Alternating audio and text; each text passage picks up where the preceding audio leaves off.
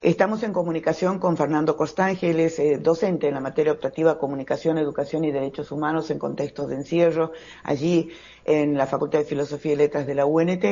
Es representante de la sociedad civil en la Comisión Provincial de Prevención de la Tortura de Tucumán, ahora candidato a comisionado nacional en el Comité Nacional para la Prevención de la Tortura. Y queremos, esta charla la teníamos prevista para la semana pasada y lamentablemente saben ustedes que yo no pude salir al aire, pero hay una tarjeta roja de la ONU al gobierno mileísta en materia de derechos humanos en general. Vamos a ir analizando punto por punto con Fernando. Y la criminalización de la protesta social ha recibido más que una severa crítica. Fernando, ¿qué tal? Buen día, ¿cómo te va? Bienvenido. Buen día, Clara, ¿cómo estás? Buen día a la audiencia, ¿cómo están? Bueno, sí, la verdad, el escenario es cada vez peor. Contanos qué sabés, qué nivel, me gustaría tu opinión informada, qué impacto, ¿no? Tiene esta declaración, este documento de la ONU. Bueno, son temas a veces que escapan al análisis fácil de la población en general, inclusive la población más informada, ¿no? Y inclusive los periodistas. O sea, son temas en los que hay que adentrarse con atención. Y lo primero que hay que decir es que el sistema de Naciones Unidas monitorea y observa a los países miembros que por su propia voluntad se han sometido a ese análisis, ¿no? O sea, no es una también es la sociedad de las naciones que delegan la autoridad de monitoreo, la capacidad de monitoreo en un sistema independiente internacional hecho por los expertos más calificados del planeta, que no representan intereses de estados, sino que son seleccionados por sus condiciones personales y sobre todo una palabra que rige estas acciones, que es la independencia. Es decir, no les importa a los expertos de Naciones Unidas quién gobierna la Argentina. Y entonces, hecha esta introducción, o sea, y después otra cosa, decir que sus conclusiones se llaman observaciones. ¿Qué hizo las Naciones Unidas? Observaciones. Hace un análisis de esas observaciones. Y que tiene un alcance de que pueden ser citadas en juicios, pueden ser citadas en los fallos. Son recomendaciones que la Argentina tiene que seguir, pero no tienen un efecto directo inmediato. Y en realidad se supone que hay un avance de la humanidad donde estas cosas avergüenzan y provocan una mejora, ¿no? O algo así, llamémosle un costo político internacional que debería traducirse a lo mejor en un costo político, una rendición de cuentas nacional y en última instancia en el voto de los ciudadanos, ¿no? Pero es así como algo que no es tan inmediato, por eso hay mucha gente que no confía en estos sistemas de Naciones Unidas porque no cambia nada, ¿no? Dicen no cambia nada, cuántas resoluciones se hacen, bueno. Pero es lo mejor que tenemos para avanzar como sociedad. Dicho esto, la Argentina es examinada como Estado total, sus tres poderes y todas las provincias. Se examina a la Argentina. Este es el 7º análisis que se hace sobre Argentina. Las sesiones fueron el 12 y 13 de noviembre en Ginebra.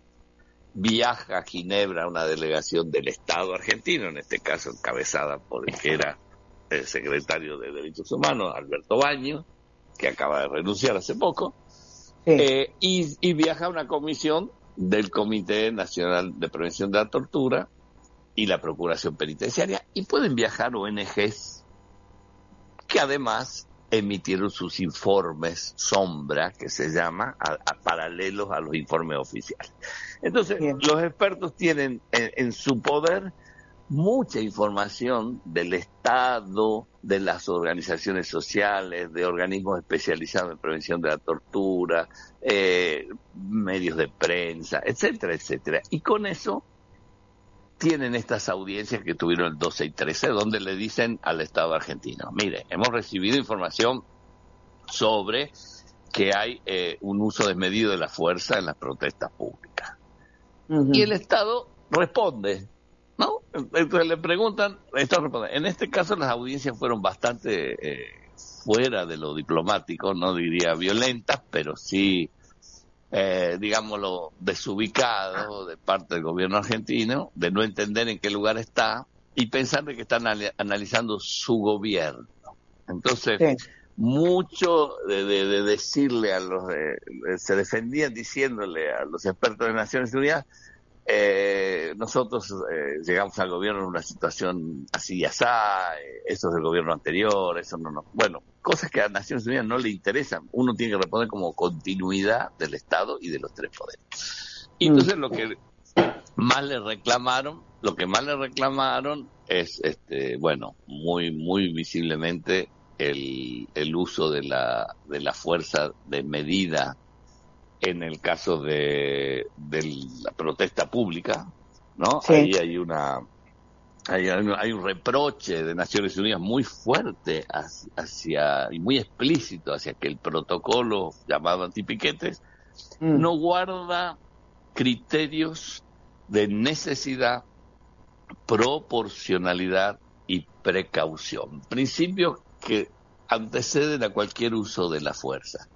Y que inclusive en la forma en que está redactado, ya objetan el mismo instrumento del protocolo, que además cuestionan que no sea una ley, que sean todas cosas de decreto y decisiones administrativas de menor rango, sí, y que dice que la fuerza pública estará obligada a actuar dado que se trata de un delito, o sea, dice, dado que se trata de un delito. Entonces no da la posibilidad de que no haya delito en una manifestación callejera. Dice que se trata de un delito y obliga a la policía a actuar. Lo cual también es gravísimo, porque tampoco le deja margen a los funcionarios policiales para actuar de otra manera. O sea, los obliga a actuar. Sí. Y considera sin cortapisas de que eso es un delito. Que después incluye a otras sanciones de quitar los planes sociales, de criminalizar al que va con los hijos, etcétera, que sabemos. Pero bueno, y que ha tenido resultados visibles y conocidos internacionalmente, como la agresión con una granada de gas lacrimógeno en el rostro de Pablo Grillo, y bueno, eso es muy fuertemente condenado. Y la respuesta del Estado argentino es que es mentira, que eso no existe, lo que vemos por televisión todos los miércoles no existe, que no se reprime al juliano. Y además hubo otra cosa que fue muy fuerte en términos de debilidad diplomática, que el gobierno dice, pero no reprimimos todas las marchas. Por ejemplo, una marcha multitudinaria de universitarios y no la reprimimos, con lo cual motivó la pregunta de los expertos y bueno, entonces ustedes cómo deciden cuándo se reprime y cuándo no. O sea, ¿con qué criterio? ¿Cuál es el criterio? Entonces es discrecional. Entonces a veces se usa, a veces no se usa. Bueno, eso fue una cosa muy fuerte. Por supuesto, el abuso policial en general y en todo el país. Tucumán es nombrado 6 veces en la asamblea. No sabía eso, no sabía. Es bueno que lo aportes como dato. En 6 oportunidades y la palabra trencito, acuñada en Tucumán, llegó a Ginebra y figura en las actas de Naciones Unidas. Se habló especialmente del trencito como procedimiento arbitrario de detenciones masivas y figura entre las primeras recomendaciones, porque yo te estoy contando lo que fueron las sesiones de Ginebra. Producto de esas sesiones de Ginebra ya hay un informe de observaciones, ya hay una respuesta final, ¿no? Estos debates en Ginebra son que los expertos preguntan, que el Estado contesta, que preguntan, que contesta. Bueno, terminan las sesiones, se reúne el Comité contra la Tortura y escribe su dictamen, que ya es público. Sí. Entonces ese dictamen dice que no se aplican en Argentina las salvaguardias básicas de cualquier detención, que dice nuestra Constitución Nacional y todas las leyes internacionales, que son saber por qué te detienen. Básicamente, la primera salvaguardia es que te detenga una autoridad competente y que uno pueda saber por qué es detenido, tener acceso a un abogado, tener acceso a la salud, Claro. y un examen médico independiente, ¿no? Sobre todo, eso es la primera recomendación muy fuerte en todo el país, pero está muy referido a Tucumán, y procedimientos de detención masivos, ¿no? No Sí. hay una Sí, hay una sí. inversión de la carga Sí. de la prueba donde se detiene masivamente, una redada, bueno, eso está Sí. prohibido. Entonces se hace mucho hincapié en eso. Después, bueno, las detenciones en comisarías. Bueno, primero hay una cosa muy técnica que es la tipificación del delito de tortura, que en nuestra ley, en nuestro Código Penal está en el artículo 14 ter, y que no incluye nuestra ley, nuestra tipificación del delito de tortura, no incluye la posibilidad de que la tortura sea realizada por civiles con la aquiescencia o la pasividad de un agente estatal. Entonces hay que reformar eso para adecuarlo a la convención, y la tortura es cuando la comete un agente estatal o cuando la tolera un agente estatal, la cometa quien la cometa, ¿no? O sea, bueno, y entonces es una cosa de redacción de nuestra ley. Después se ocupa mucho del hacinamiento y de la detención en comisarías, y se escandaliza el informe de que en la Argentina hay detenciones en condiciones inhumanas en comisarías de hasta 6 meses y 1 año. Cuando yo leo ese informe, digo, bueno, es un informe del país. Porque si hicieran un informe exclusivo sobre Tucumán, descubrirían que en Tucumán hay gente detenida en comisarías hasta 5 años. O sea, estar detenido en una comisaría es estar literalmente, no como dicen los jóvenes, literal, para decir algo que no es literal, no, literal, cuando es sin eufemismo ni metáfora, es una especie de limbo, ¿no es cierto? Están en el limbo 5 años.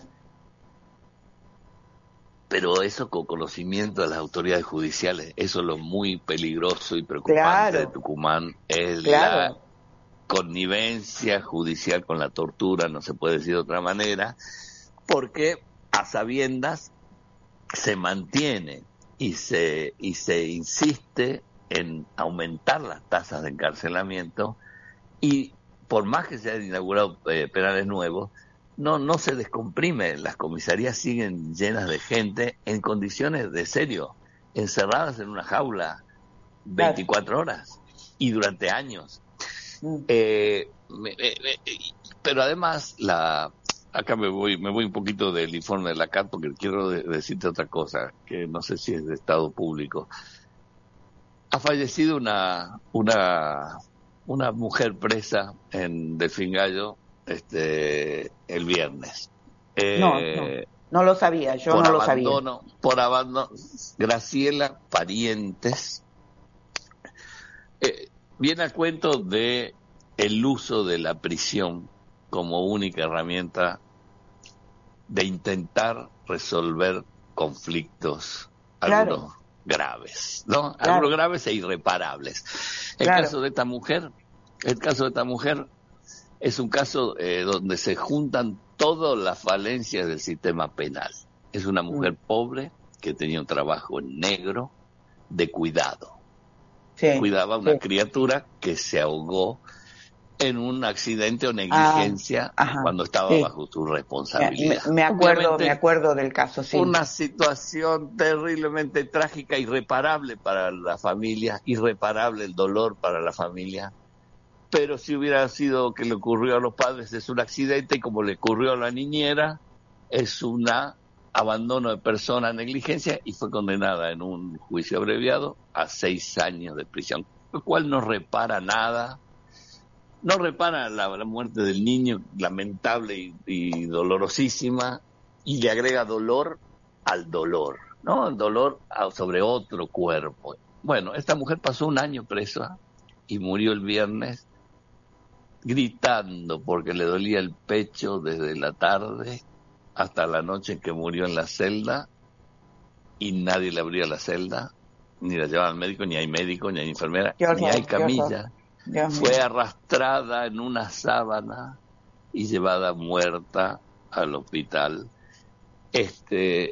Entonces, una mujer pobre que trabaja en negro, que tiene un trabajo de pobre, una vida de pobre, un accidente o negligencia o ignorancia de pobre que la lleva a estar frente a la acusación de un delito, más la carga que eso lleva en su cabeza y en su conciencia, por supuesto, ¿no? Hay una teoría alemana de la pena que habla de la pena natural, que quienes son sujetos de la comisión de este tipo de delitos cargan su pena natural de por vida. Ya no hace falta castigarla de nada porque se autocastigan de por vida, ¿no? De la culpa.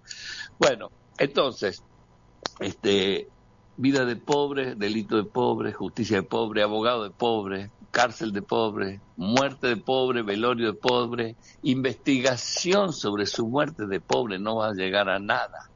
Le han entregado el cadáver a la... Mira vos, ¿no? Entregan finalmente las personas que se hacen cargo de ellos son las nietas de la señora que esta mujer cuidó hasta su muerte, que en gratitud se hacen cargo de su cadáver y la cuidaron todo lo que pudieron mientras estaba presa. Son las agradecidas por su trabajo de cuidado, finalmente la única contención que ha tenido esta mujer, siendo que estas chicas, nietas, han tenido que desnudarse por completo para poder ir a llevarle un tampón, ¿no? Claro. Entonces, bueno, esas son las condiciones de nuestras cárceles. Y esto pasó ahora en Tucumán, no sale en ningún medio, pero es una responsabilidad del Estado cualquier muerte bajo custodia, y el informe de la CAT, vuelvo, lo menciona explícitamente en otro apartado. Entonces, no falta ningún punto de violaciones en el informe de la CAT. Fernando, perdona por una cuestión de tiempo, pero yo no quería dejar de mencionar, sobre todo hoy, que es un día tan especial, ¿no? Se cumplen 40 años de la sentencia del juicio a las juntas, el capítulo, por así decir, ¿no es cierto? Vos ya te has referido y explicado ampliamente sobre la criminalización de la protesta pública, social, ¿no? Me escribe acá Mirta, que está escuchando, y nos comenta o nos dice: también se reprime la solidaridad con los jubilados, la solidaridad de estudiantes, de trabajadores, intentando evitar que se amplíe la protesta. Sí, es así. No me gustaría cerrar esto sin hacer mención, ¿no es cierto?, al capítulo de Memoria, Verdad y Justicia, precisamente, y al desmantelamiento y el intento de borramiento, como digo yo, ¿no es cierto?, a partir de la desfinanciación, del hostigamiento, ¿no?, etcétera. Bueno, eso también se ha mencionado en las sesiones del Comité contra la Tortura, y se lo señala claramente al desmantelamiento de los programas de conservación de la memoria y de acentuación de la justicia, de lo que pasó en nuestra última dictadura cívico-militar, que yo estoy muy preocupado por la retorno de ciertos lenguajes, de ciertas prédicas, de ciertas prácticas, ¿no? Hay una cosa como que parece que no hubiéramos aprendido, un sabor un poco amargo de que a 40 años discursos que se repiten, escenarios que se repiten. Tucumán a la vanguardia del laboratorio experimental de la represión. Mira, el informe es explícito en cuanto a la investigación de la tortura, de la cárcel de Piñero, el régimen de alta peligrosidad que se pone en Santa Fe, de extremo aislamiento, de encierro y aislamiento. Bueno, nosotros hicimos un cuadro comparativo con Tucumán, y el de Tucumán es altamente peor, solo que como no ha sido propagandizado por el gobierno como hicieron los de Santa Fe, con uniforme, con cosas a lo Bukele, Sí. parece que está como escondido, pero en términos más, Tucumán se aplica un régimen de alta peligrosidad a todos los presos. O sea, se aplica un régimen de aislamiento a todos los presos y presas. Bueno, no sé, no quiero dejar de pasar mi chivo porque soy candidato a comisionado nacional, Clarita, y es una candidatura que no es una cosa agradable ni festiva, ni de promesas, sino de poner el cuerpo en una época donde que se viene muy complicada. El gobierno nacional tiene una política, diría, peligrosamente. A mí me enseñaron que a los adversarios no se les dice inteligentes, se les dice hábiles, a lo máximo, ¿no? Entonces, muy hábil, nada torpe, y aunque parezca, pero no es el discurso de Bukele de denostar a los organismos internacionales por ahora, es el de decir que los respeta, decir que respeta las normas, negar sus violaciones a los derechos humanos y poner cuadros dirigentes, cuadros políticos de alto nivel en los cargos claves. Y nosotros en el Comité Nacional de Prevención de la Tortura esperamos una situación de ese calibre, por lo que nos hemos propuesto proponer desde Tucumán, que es un mecanismo súper débil, pero que ha demostrado altísima resistencia a los atropellos. Hemos propuesto la candidatura de Claudia Cesaroni, que es una figura de renombre nacional y de militancia irrenunciable, y yo la acompaño en segundo lugar. Esos son los candidatos que proponen de Tucumán, como la plataforma de presentarnos con la ropa que tenemos, los antecedentes que tenemos, y esa es nuestra garantía de compromiso.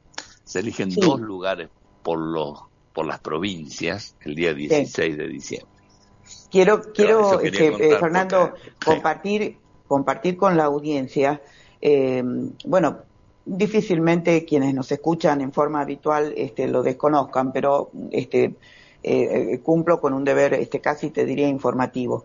Es muy importante que ustedes como representantes de Tucumán estén allí presentes por todo esto que hemos venido comentando en esta charla, de la sistemática política pública implementada por el gobierno provincial, de feroz represión,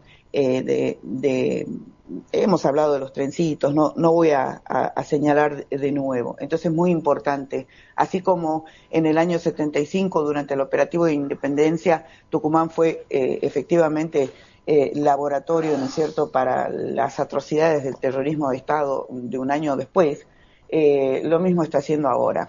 En el sentido, ¿no es cierto?, de un plegamiento absoluto a las políticas nacionales, de manera que es muy importante. Y quiero decir también, con esto termino, que todos estos días ha venido circulando una posibilidad, ¿no es cierto?, de adhesión o de respaldo, si se quiere, ¿no es cierto?, a estas candidaturas, donde quien quiera sumarse, ¿dónde la pueden encontrar?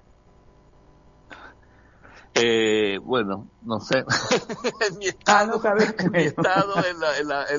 en las redes, en el sitio de Cedesco, de Cedesco, de Facebook, sí, no pueden encontrar. Adhesiones o impugnaciones, también se pueden presentar impugnaciones. Sí, claro, sí, obviamente, por supuesto. Mira, bueno, yo te agradezco mucho el espacio para esto. En realidad también sé que estoy abusando del mismo y podría ser más detallado. Me han invitado, te lo digo también, de la revista de la facultad, y voy a proponerme hacer un informe ordenado y claro, que después te lo voy a poner a disposición para que va a ser en formato podcast, a ver si lo logro explicar de modo comprimido y ameno para que cualquiera lo pueda entender. Bien, perfecto, Fernando. Como siempre estamos y seguiremos estando en contacto. Te mando un abrazo enorme desde acá. Gracias, un abrazo, un saludo a toda la audiencia. Gracias. Gracias. Bueno, hemos estado conversando largamente porque el tema lo amerita con Fernando Corstange.